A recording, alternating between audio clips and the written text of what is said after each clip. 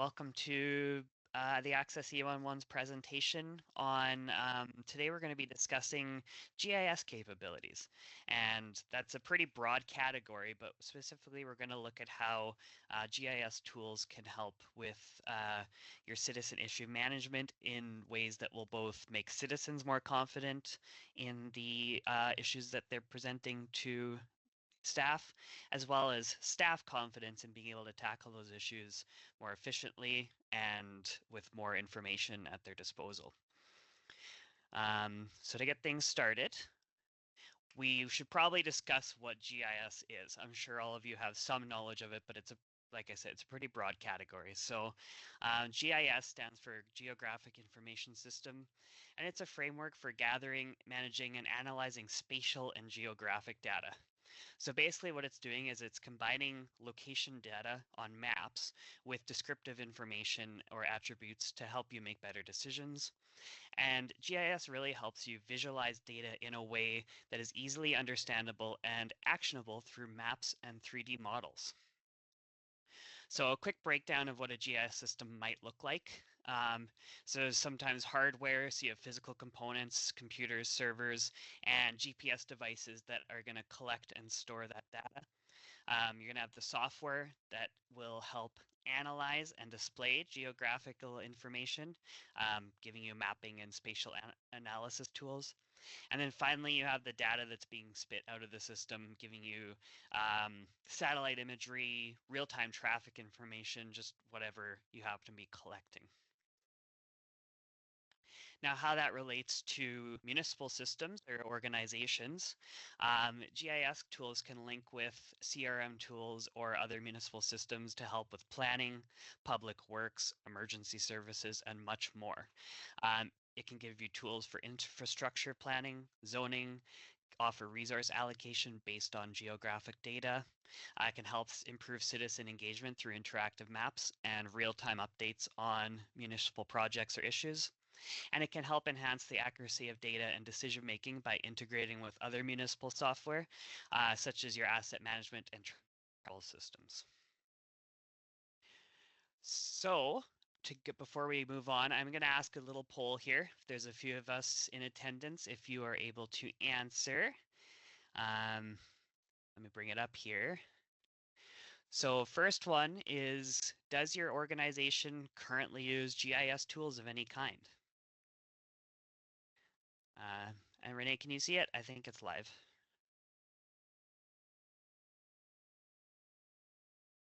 Let's see if there's answers. That'll help. Yeah, there's people responding, so that's a good sign.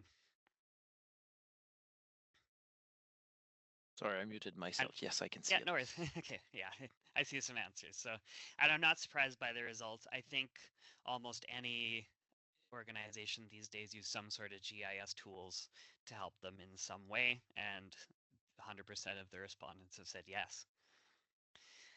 So kind of what I was expecting. So what value are you getting from GIS? Well, first thing you can do with it, you can help manage assets and give real-time mapping. So GIS helps municipalities efficiently manage assets such as roads, water systems, and public facilities by providing real-time location-based data. It helps enable tracking and monitoring of infrastructure in real time, helping to reduce downtime, maybe improve your maintenance schedules, and optimize resource allocation. And it gives visual tools to help oversee complex city systems and giving you a comprehensive view for quick and easier decision making. It helps you with your citizen satisfaction in public safety and emergency response and just overall satisfaction. You can use it to help improve communication with your citizens by giving them accurate and up-to-date information on municipal services, fostering that transparency that they value. It helps enhance public safety by giving first responders real-time location data during emergencies, and that helps them with their situational awareness and response times. And finally, with this, it helps municipalities plan and deploy resources more effectively in crisis situations, from traffic management to disaster response. And it gives some powerful and innovative improvements that people are just discovering still.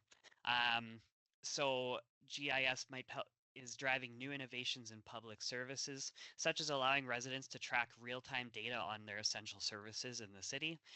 Example I found of this is during a massive snowstorm, residents could actually track snow plows in real time using GIS technology, and that helped them plan accordingly with their travel routes and improve their overall satisfaction. Um, this kind of innovation, just an example, boosts public engagement. It also strengthens trust between municipality and citizen by providing valuable and timely information. So communication is really the key for this, and having this kind of information is going to give you that key to happier citizens. So if we look at specifically what GIS can do for citizen satisfaction,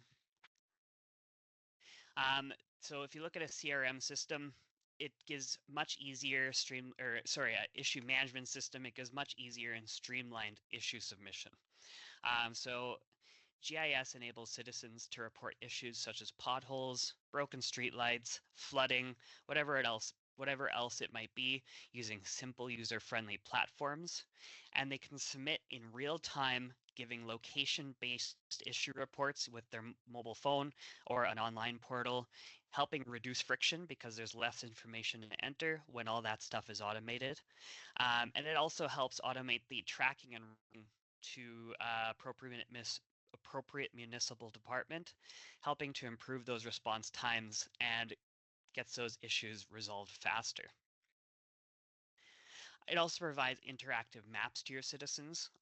So it allows your citizens to view ongoing issues in their neighborhood, road closures, community updates, and much more on a 24/7 available interactive map. It helps residents then stay informed about that ongoing activities in their area. There might be utility work, maybe there's a public event, and that can all be displayed right on those interactive maps, giving that transparency and real-time insight into local initiatives, letting them stay more engaged with their community. And finally, GIS helps provide more targeted outreach and engagement by letting you engage with specific neighborhoods or demographic groups through data-driven targeted outreach efforts. It lets you help start to understand geographic trends, letting you tailor communication campaigns to address the unique needs of different communities based on the area. And target engagement ensures that staff are proactive in responding to citizen concerns and helping foster a more inclusive relationship by giving that breakdown in real time with the information you've gathered. So Access 0 of course, is a CRM and issue management system. We offer easy reporting for citizens, so this is what the web form would look like on their phone. This web form is mobile friendly for any device. It allows really easy mobile requests. They just need to enter in a little bit of information, their name, email address, capture their information at the point that they're submitting it. So you can actually customize the intake information being brought in depending on the category. They give the summary, they answer the questions as they're experiencing it or as they're witnessing the issue in real time. And then finally, it gives an automatic location service. So it's going to actually find them on that map where they are. They can drag and drop or give a new location if necessary. They can add a picture right there. So if it's a pothole, they can attach that photo from their phone, submit the form, and it's good to go. So I'm going to ask another poll, and this one is related to submitting issues. So does your organization right now include location information when citizens submit an issue?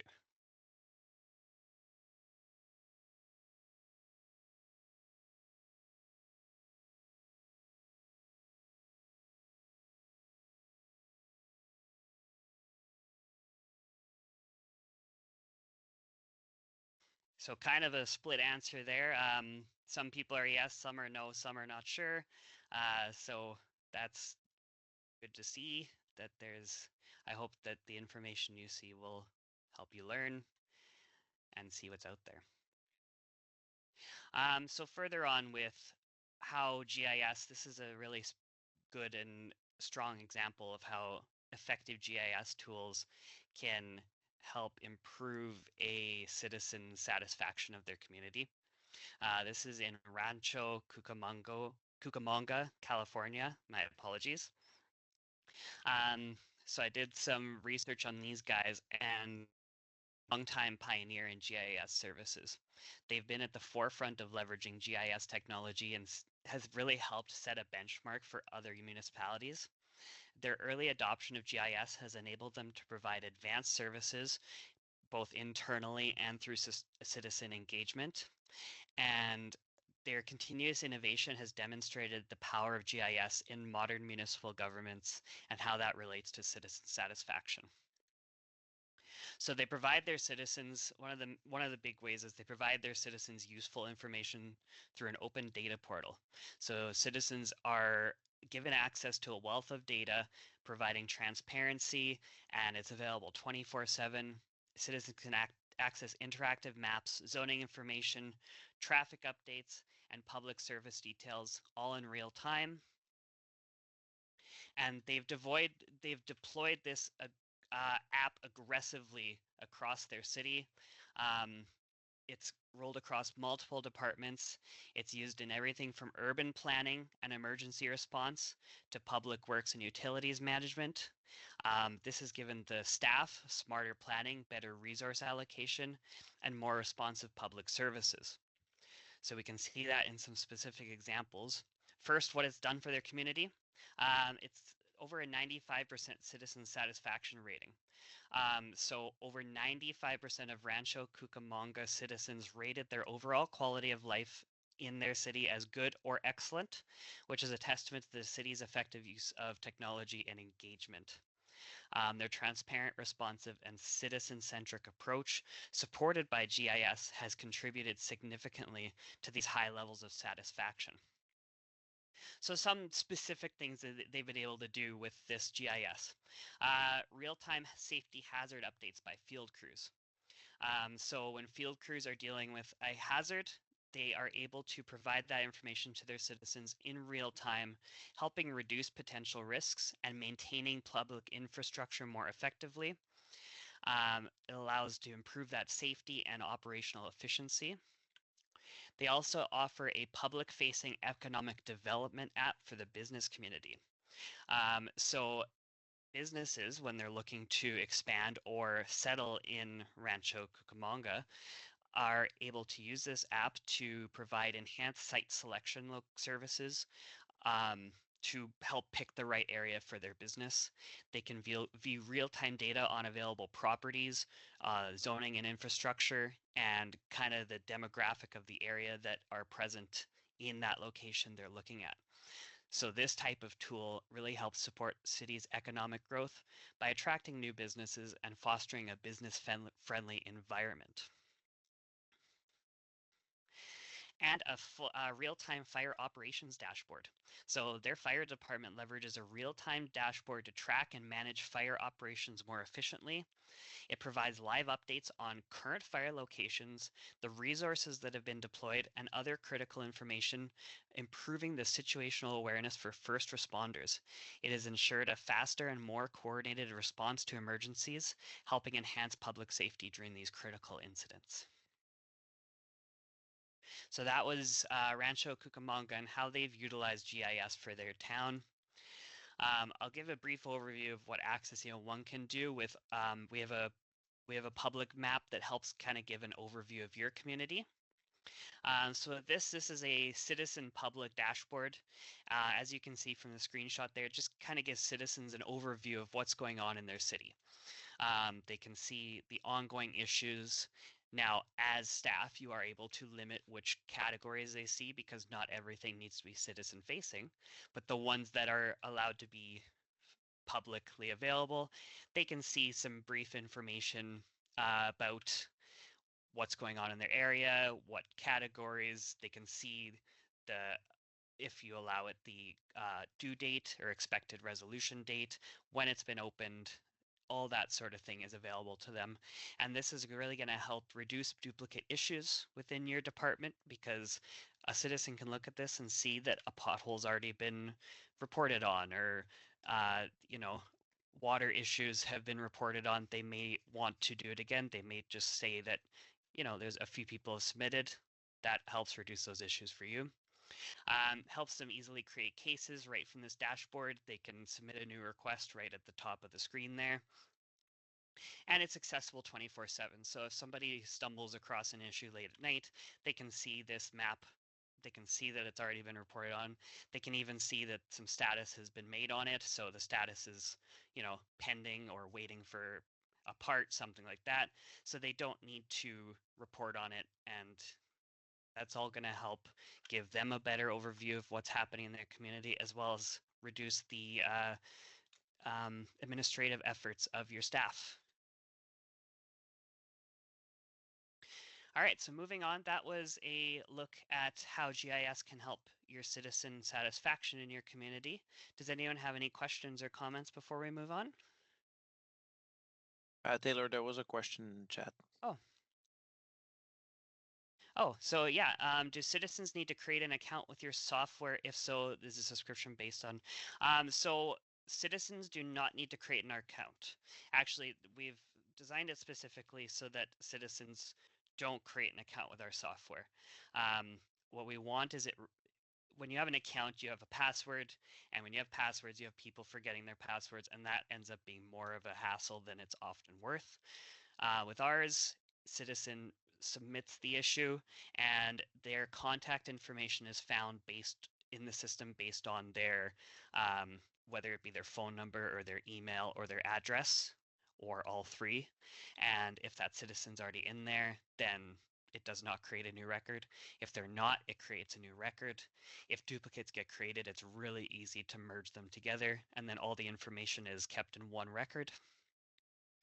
And then the subscription is based on how many citizens are in your total population. So not how many use it. Once you have the subscription, it's it's an unlimited number of cases. So it's just based on your total population and number of staff users that are going to be using the application. So hopefully that answers your question, Grant. And if you have any more questions, feel free to put them in the Q&A.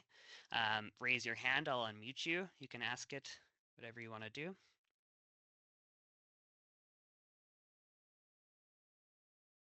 Okay, so moving on, we have GIS for field staff. So this is how GIS is going to help your field staff be more efficient with their time management and issue resolution. First, it's really going to help them focus on proven problem areas. They can identify those high problem areas, enhancing their productivity by targeting specific issues or specific areas. The real-time data ensures that staff are working with the latest information, allowing them to address the more pressing issues first.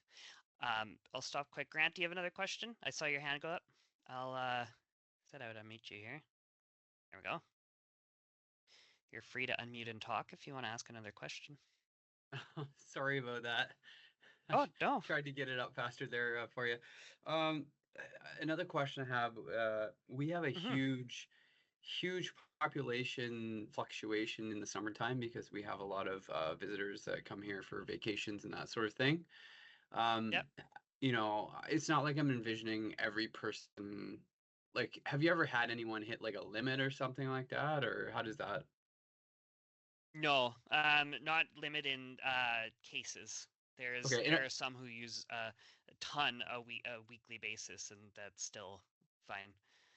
Okay, because I was just wondering about yeah, and like if they wouldn't have an address here in our county, does that matter with your software? It doesn't, you know what I mean? Like it would be creating these accounts for people who don't actually live here.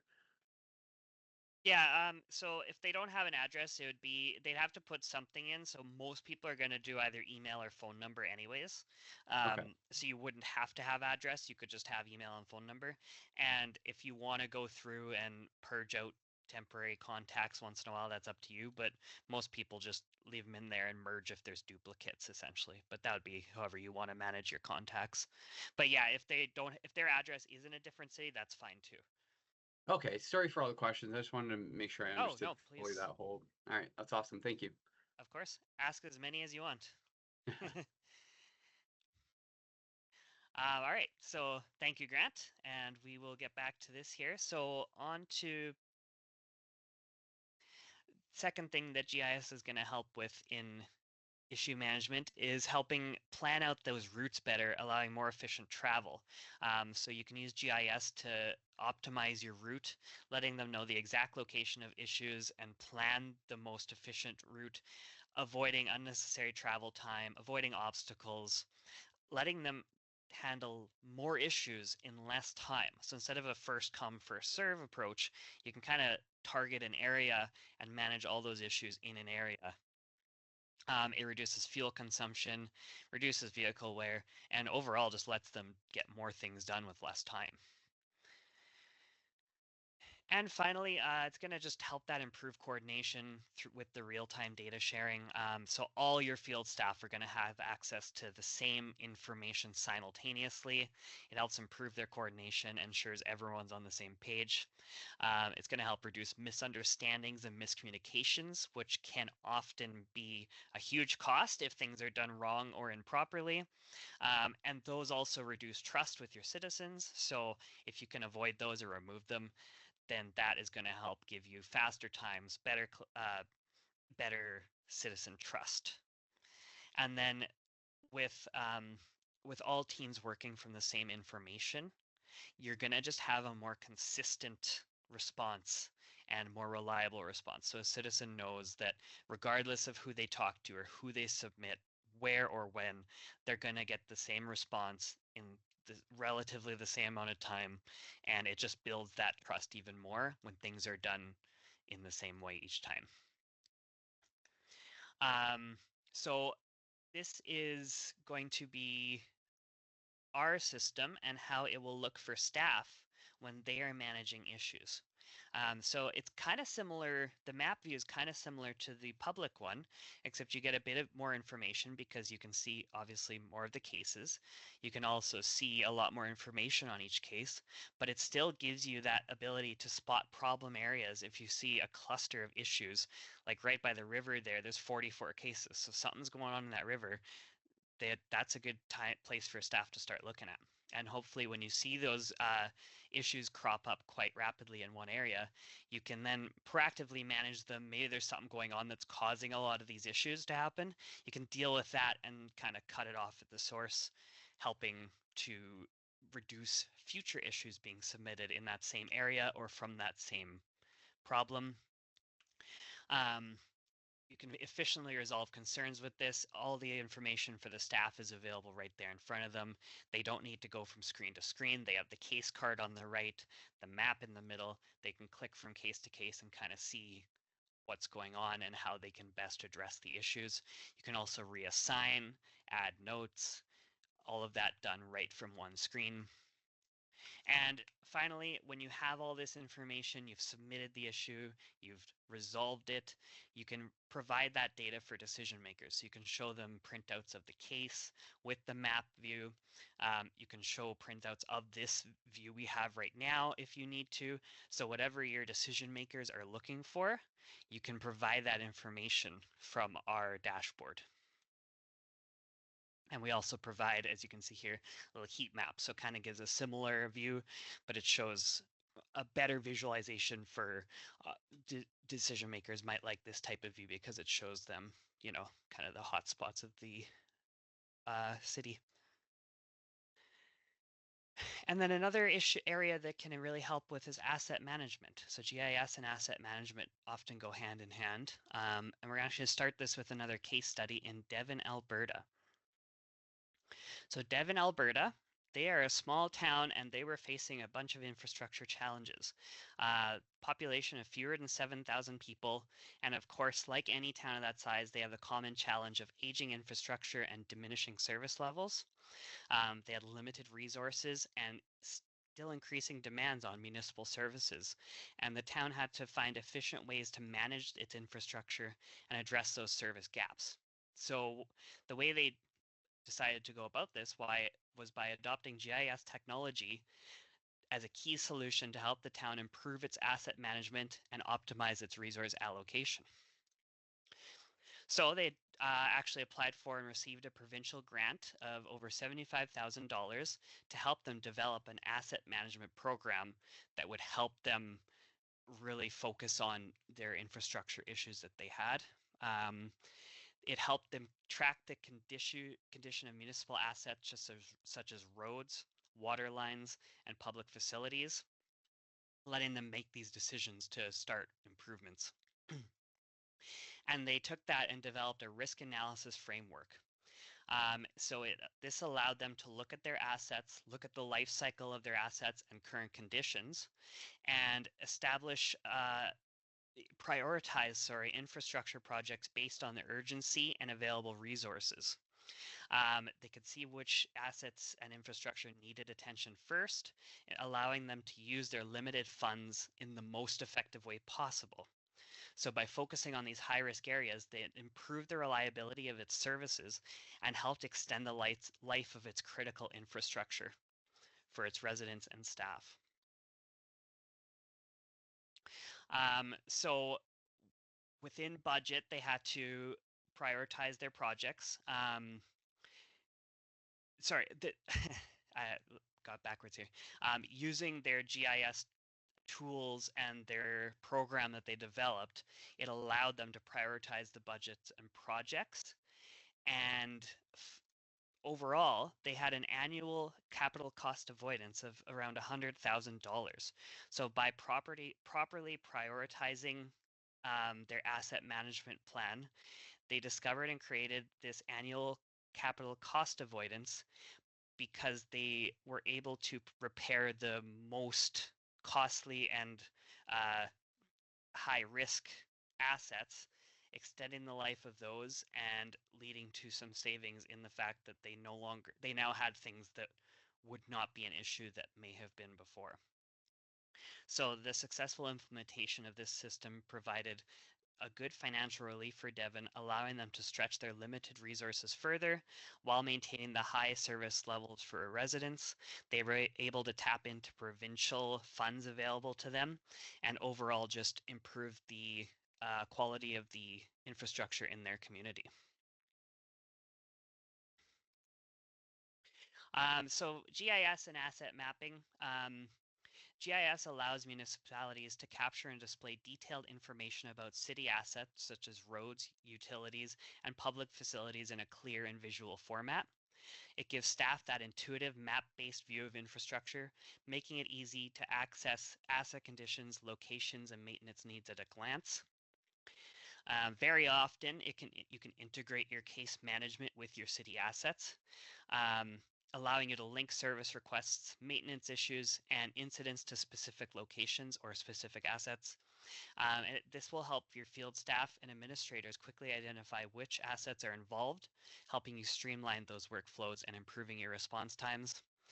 And tying case management to asset data ensures that every service request is handled with a full understanding of the asset, its condition, its history, and any other information you might need from it.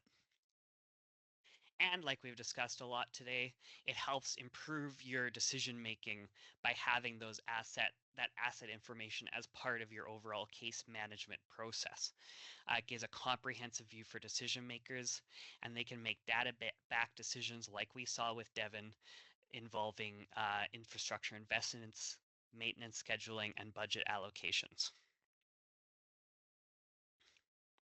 So Access 1 does tie in with ArcGIS, allowing you to create layers in your dashboard there when you're creating cases for different assets that you have with your system. So depending what you have set up. So in this example, I've highlighted stop signs and fire hydrants. And as you can see there, you can click on them. You can track the asset data and its location. You get some history about it. different assets are of course going to have different information tied to them, but overall you get that view right there when you're creating the case. So the staff member creating the case or viewing the case later has that information ready to go. You can instantly create cases from this page because it's all in one screen. Our goal with Access AOM1 is to have a system that's not bouncing back and forth, but it's kind of all there, ready to go. It takes information from ArcGIS and puts it right into your case for you. You can also use ArcGIS to segment your city by ward or district, however you have it split up. So in this case, we're able to split it by police districts, and you can actually then target that district in the creation of the case. And it's really easy to do. So there's a quick menu, you create the new layer, give it a color, and pick the layer you want to target, what information you want to show in your case, and all that's going to be available for your staff once this has been created and set up. Before I get to the last little portion here, any other questions before I move on to what the future might look like for GIS systems? Questions, comments, concerns?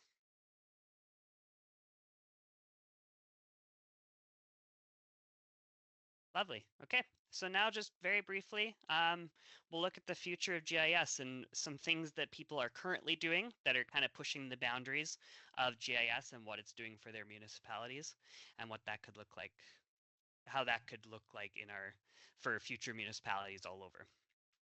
So in Boston, Massachusetts, they are using GIS information to measure the impact of developments on green spaces. So when they go to develop a new area of buildings, whether it's buildings that are a certain height, certain dimension, they give off certain pollution, whether it be noise, etc.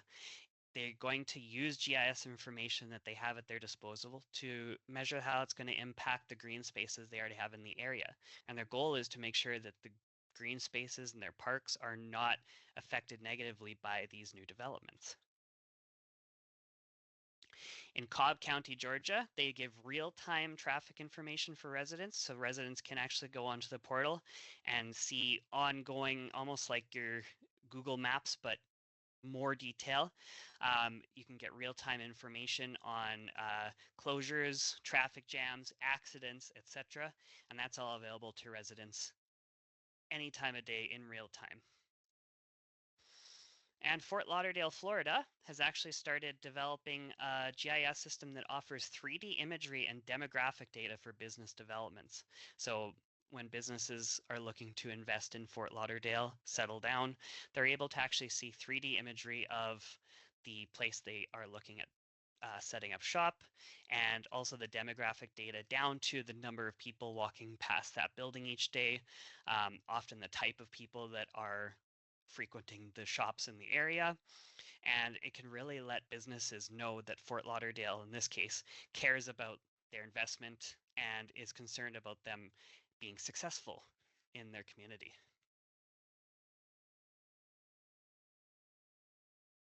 So Access 801, we are, as I've stated a few times here, we are kind of a CRM engagement and issue management system. Our goal is really to help just be an all-in-one solution for you to manage your issues and your citizen outreach engagement and CRM tools with one tool for smaller communities that may not have these, million people budgets that some of the larger communities do. We offer real-time case data. We have the integrated ArcGIS information. We also have ongoing integrations, two-way integrations with Cartograph and Fleetio, and we have developed integrations with many other solutions using our open API tools, or API key, I guess. And with Access 801, it lets your citizens have a view into their community, it lets the staff have improved improved process and efficiency with their processes, and overall just gives all your staff across all your departments a better chance at serving your community well. So does anyone have any other questions?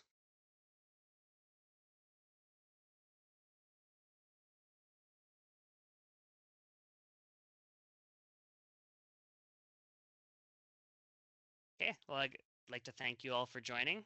Like I said at the beginning, this will be emailed out and put online. So if you have to step away or miss something or want to share it with people, it will be sent out either later today or early tomorrow. I'd like to thank you all for joining and hope you have a good rest of your day.